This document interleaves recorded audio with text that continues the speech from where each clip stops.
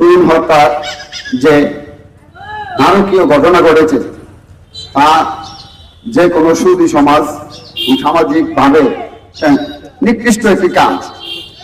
আমরা সাংবাদিকরা এমন একটি অবস্থানে আছি যে একজন অপরাধ করবে, একজন চাঁদাবাজি করবে, একজন হত্যা করবে, তার কোনো ভিডিও করতে পারবো না, তার কোনো নিউজ করতে পারবো না।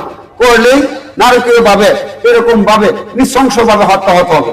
তাই আমি বলতে চাই, অনেক সরকারের আমলে দেখেছি আমাকে সাংবাদিক সুরক্ষা আইন করার কথা বলেছে, কিন্তু শেষ পর্যন্ত কোন সরকারের আমলেই তার কোনো নিশ্চয়তা আমরা পাইনি এবং তার কোনো বাস্তবায়ন হতে দেখিনি। আমরা ডক্টর ইউনূস সরকার 5ই আগস্টের সৃষ্টি ছাত্র জনতা সকল ঐক্যবদ্ধভাবে ফ্যাসিবাদ ধ্বংসের মাধ্যমে এই ডক্টর ইউনূস সরকারকে প্রতিষ্ঠিত করা হয়েছে।